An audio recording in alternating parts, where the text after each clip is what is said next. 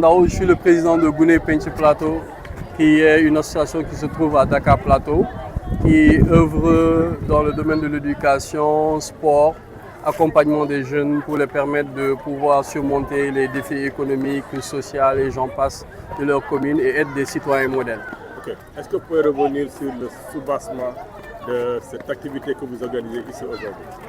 Alors, comme je l'ai dit tantôt, notre mission c'est vraiment d'accompagner, d'encadrer les jeunes. Donc c'est dans cette lancée que nous sommes bienvenus vous rendre visite à Canal Olympia, qui est une entreprise au sein de Dakar Plateau, pour faire appel à l'aspect RSE. On a voulu le matérialiser. Et naturellement, Canal Olympia a été sensible à notre demande. Et c'est Canal Olympia même qui nous a proposé ce film, qui parle d'un sujet d'actualité, qui parle de l'immigration clandestine. Et quand j'ai proposé aussi le film au bureau, ils ont validé, puisque c'est un sujet de l'heure.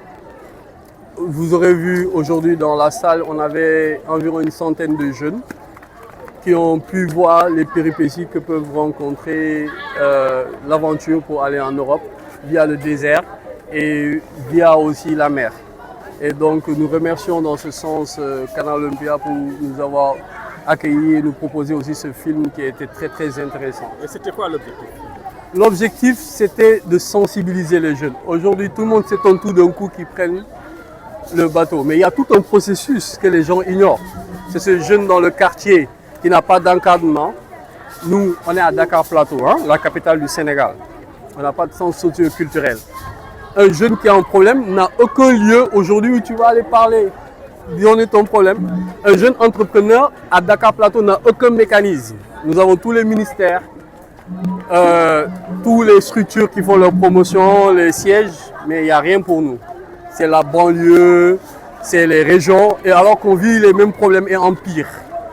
Et donc, naturellement, on a voulu se démarquer, faire ce cinéma, cette projection en collaboration avec Canal Olympia pour donner notre cri de cœur au-delà de l'aspect sensibilisation. Parce que c'est tout ce processus d'abandon des jeunes dans les quartiers qui donne aujourd'hui, qui fait la promotion de la délinquance juvénile. Ils traînent sur les plages, donc c'est beaucoup de noyades à côté. Ils ne savent pas quel métier faire et quelles sont les opportunités qu'ils ont au niveau local. Et à côté, il n'y a pas de mécanisme. Donc tout cet ensemble sont des facteurs, des facteurs socio-culturels. Et donc ce film nous a permis de discuter, de montrer la réalité des jeunes et de donner la parole à certaines personnes de la diaspora qui étaient là, aussi de faire des retours d'expérience, pour espérant que d'autres vont changer d'avis après cette projection. Oui, justement, voilà. Vous étiez dans la salle avec les jeunes, après avoir visionné le film. Qu'est-ce que vous avez ressenti dans leur réaction après avoir visionné le film? Alors, c'était des sentiments mitigés, mais on passe de certains aspects d'humour à des moments de tristesse. Et chez beaucoup de jeunes, on voit qu'ils se sont retrouvés à travers ce film, leur réalité au quotidien. Maintenant, il sera très difficile d'apprécier. Après, nous, en tant qu'association, on va continuer à discuter. Et après, sûrement, à court, moyen, long terme, on pourra faire une synthèse pour dire est-ce que ce film a eu un vrai impact sur la vie de ces jeunes ou sur les décisions de partir ou de ne pas partir. C'est vraiment ça. Mais ce que nous voulons dire réellement, c'est qu'on arrête de faire de l'à peu près. Qu'on n'utilise pas le sujet de l'immigration comme fonds de commerce pour justifier quelque chose. Qui s'attaquent aux problèmes. Les associations qui sont dans les quartiers, qui sont au quotidien avec les jeunes, qui puissent les renforcer, les donner les moyens humains et financiers pour qu'ils puissent vraiment mettre des actions concrètes pour pouvoir permettre aux jeunes de rester dans leur quartier. Voilà. Alors, après avoir jeté les bases de cette conscientisation par rapport à l'immigration clandestine, la prochaine étape de Gune Penchi Plateau, c'est quoi? Alors la prochaine étape, c'est des formations sur les métiers d'avenir. Ok, ne partez pas, mais qu'est-ce qu'on vous offre? Nous, on n'a pas de finances, on a nos idées et à côté, on sait qu'il y a des experts, il y a des entreprises. On a le port par exemple. Est-ce que vous savez que nous, on ne bénéficierait absolument rien du port?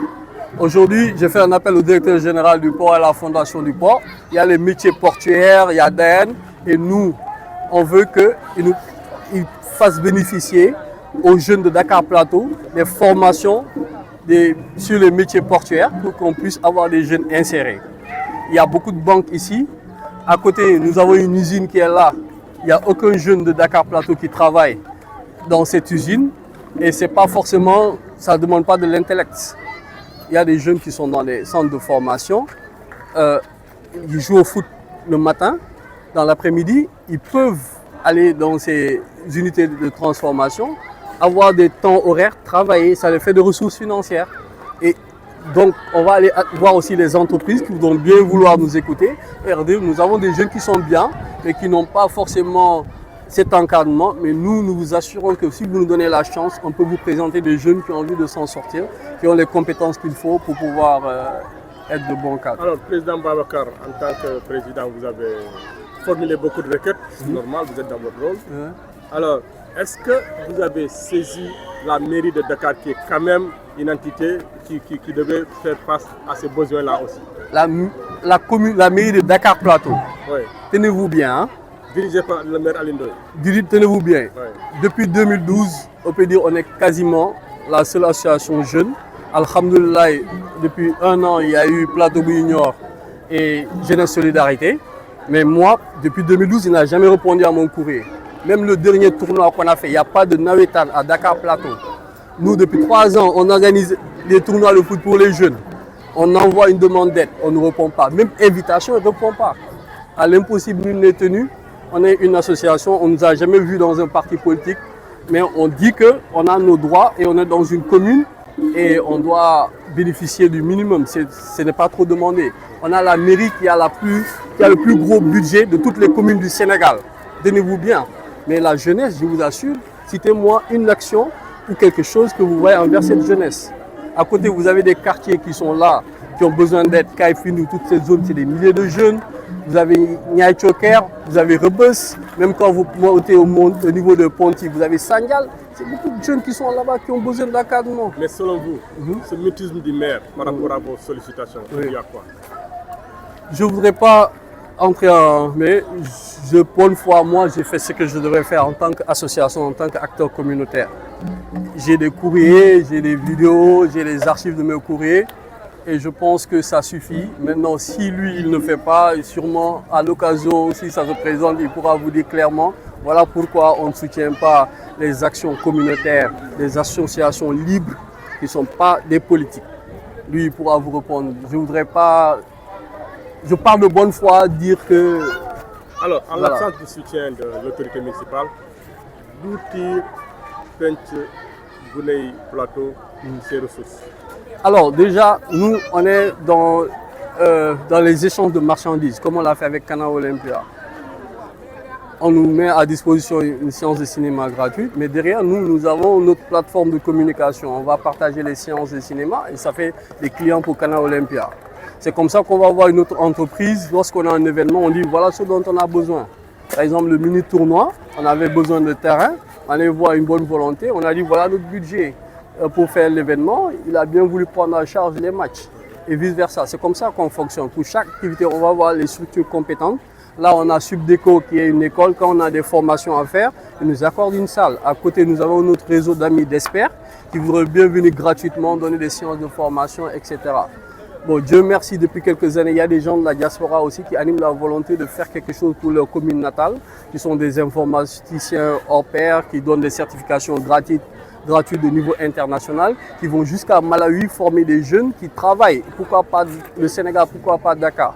Et donc c'est dans ces modèles de partenariat que nous sommes orientés, quoi.